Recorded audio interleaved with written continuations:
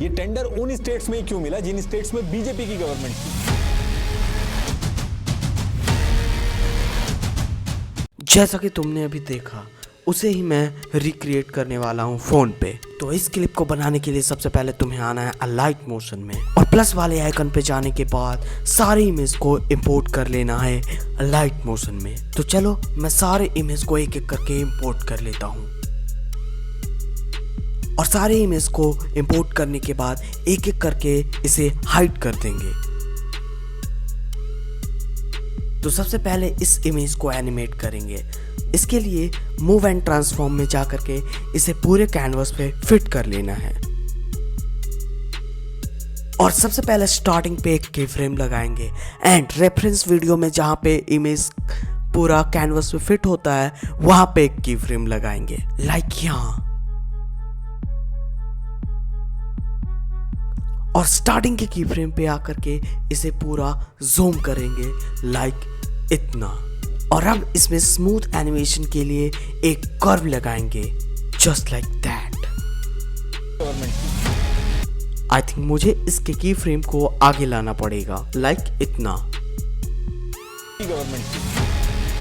और अब इसमें हम मोशन ब्लर नाम का एक इफेक्ट ऐड करेंगे। और अब बारी है इसके दूसरे क्लिप को एनिमेट करने की। तो सबसे पहले इस इमेज को अनहाइड कर लेंगे एंड अनहाइड करने के बाद जो भी एक्स्ट्रा पार्ट होगा उसे कट कर लेंगे और एक एक करके जितने भी इमेजेस है उनको एक एक करके सिलेक्ट करेंगे एंड सिलेक्ट करने के बाद उसका ड्यूरेशन पूरा इतना कर लेंगे।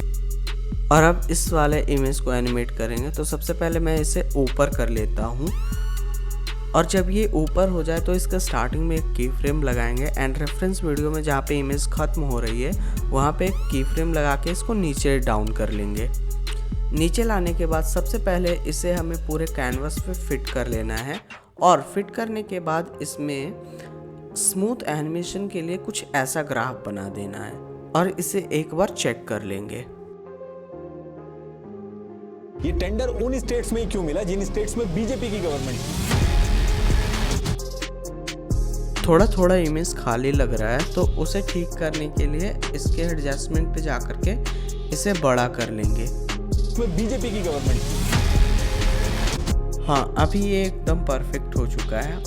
और अब मैं इसके अगले क्लिप को एनिमेट करूँगा। तो सबसे पहले इस इमेज को अनहाइड कर लेता हूँ और जो भी एक्स्ट्रा पार्ट है उसे कट कर लूँगा एंड कट करने के बाद इसको पूरे कैनवस पे फिट कर लूँगा एंड फिट करने के बाद सबसे पहले 4.53 सेकेंड्स पे एक की फ्रेम लगाऊंगा एंड फिर स्टार्टिंग पॉइंट पे आकर के एक की फ्रेम लगा लूँगा और इसे ऊपर लेके जाऊँगा ताकि जब वीडियो प्ले करे तो हमें ड्रॉप एनिमेशन देखने को मिलेगा। और अब इसे स्मूथ दिखाने के लिए पिछले वाले क्लिप से मैं इसका कर्व कॉपी कर लूँगा और इस वाले क्लिप में आकर के उस कर्व को पेस्ट कर दूँगा जिससे कि एनिमेशन एकदम स्मूथ हो जाएगा।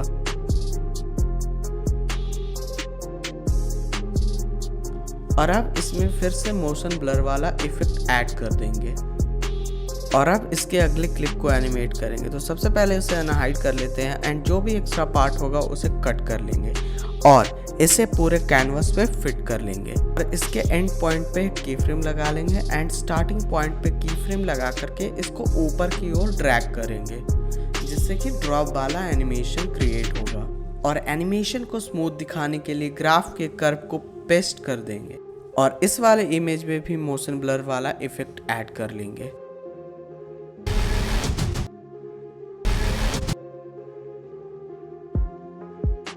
आई थिंक थोड़ी एडजस्टमेंट्स करनी पड़ेगी क्योंकि ये वाला इमेज थोड़ा पहले आ रहा है और वो वाला इमेज थोड़ा लेट आ रहा है। तो इसको ड्रैग करके मैं थोड़ा पीछे कर लूँगा।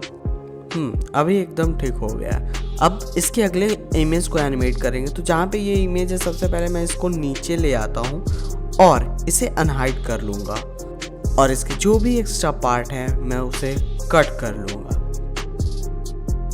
और अब 5.16 पे एक की फ्रेम लगाऊंगा और स्टार्टिंग पे आकर के इस इमेज को नीचे ड्रैग करूंगा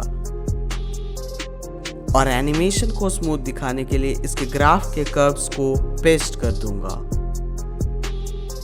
और फिर इस इमेज में एक मोशन ब्लर वाला इफेक्ट भी ऐड कर दूंगा। और अब मैं इसके अगले फ्रेम को एनिमेट करूंगा। तो सबसे पहले इस इमेज को अनहाइड कर लेते हैं एंड इसको ड्रैग करके इस वाले इमेज के पास ले आएंगे और इसे पूरा एडजस्ट कर लेंगे एंड जो भी एक्स्ट्रा पार्ट होगा उसे कट कर लेंगे। और अब इस इमेज में 5.30 सेकेंड्स पे एक की फ्रेम लगाएंगे और इसके स्टार्टिंग पे आकर के इस इमेज को नीचे ड्रैग करेंगे और इसे स्मूथ दिखाने के लिए इसमें जो ग्राफ का कर्व कॉपी किया था उसे हम इसमें पेस्ट कर देंगे। और वो हो जाने के बाद इसमें भी मोशन ब्लर वाला इफेक्ट ऐड कर देंगे। और अब बारी है इसके अगले फ्रेम को एनिमेट करने की। इसके एक्स्ट्रा पार्ट को हम कट कर लेंगे और 5.39 सेकेंड्स पे एक की फ्रेम लगाएंगे और स्टार्टिंग पे आकर के इस वाले इमेज को नीचे ड्रैग करेंगे और एनिमेशन को स्मूथ दिखाने के लिए कर्व्स को इसमें भी पेस्ट कर लेंगे। सॉरी, मैंने इसको अनहाइड नहीं किया था, तो सबसे पहले मैं इसे अनहाइड कर लेता हूँ। ओके, और इसे एडजस्ट करके पूरे कैनवस पे हम फिट कर लेंगे लाइक इतना। और फिर इसमें भी हम मोशन ब्लर वाला इफेक्ट ऐड कर लेंगे। और अब इसके अगले फ्रेम को एनिमेट करते हैं। तो सबसे पहले इस इमेज को अनहाइड करते हैं और इसे पूरे कैनवस पे पहले फिट कर लेंगे। और जब ये फिट हो जाए तो फिर 6.09 सेकेंड्स पे एक की फ्रेम लगाएंगे और एक स्टार्टिंग पे की फ्रेम लगा करके इसको थोड़ा छोटा करेंगे। और इस वाले इमेज को छोटा करने के बाद इसमें कुछ ऐसा ग्राफ बना लेंगे।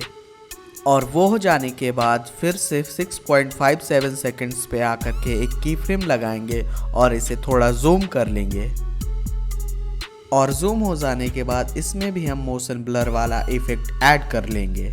और अब इसके अगले फ्रेम को एनिमेट करेंगे तो उसे अनहाइड करके सीधा इसके नीचे ड्रॉप करेंगे एंड इसे पूरे कैनवस पे पहले फिट करेंगे। फिट करने के बाद जो भी एक्स्ट्रा पार्ट होगा उसे हम डिलीट करेंगे और 7.08 सेकेंड्स पे एक की फ्रेम लगाएंगे और स्टार्टिंग पे आकर के इसे ड्रैग करके ऊपर लेके जाएंगे।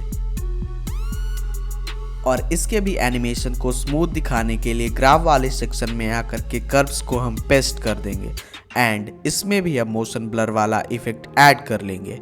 और इसी तरह मैं अगले फ्रेम को भी एडिट करूंगा जैसे कि मैंने पिछले फ्रेम को किया था। तो इसमें भी की फ्रेम्स लगाना है, ग्राफ्स लगाना है और कैनवस पे फिट करना है। तो चलिए करते हैं।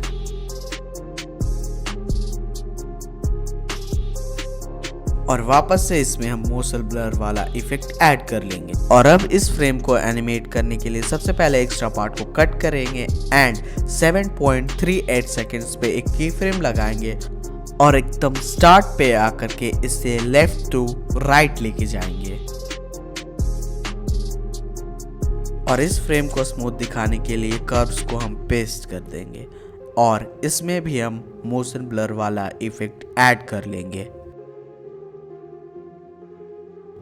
और इसके अगले फ्रेम को एनिमेट करने के लिए इसमें से किसी भी इमेज का हम डुप्लीकेट कर लेंगे और उसको ड्रैग करके ऊपर ले आएंगे और एक्स्ट्रा पार्ट को हम कट कर लेंगे।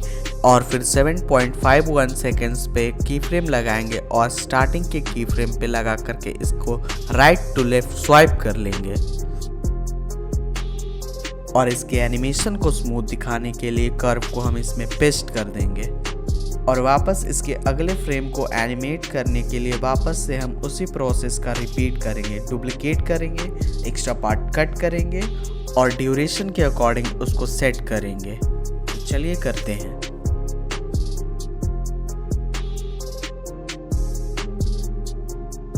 सारे प्रोसेस कंप्लीट हो जाने के बाद जो रेफरेंस वीडियो है उससे ऑडियो एक्सट्रैक्ट करेंगे एंड रेफरेंस वीडियो को हम डिलीट कर लेंगे। और मैं इसमें वो जो ग्लिच वाला इफेक्ट है वो लगाना भूल गया, तो अगर आप लगाओगे तो बिल्कुल सेम टू सेम वैसा वीडियो बना पाओगे। Thank you.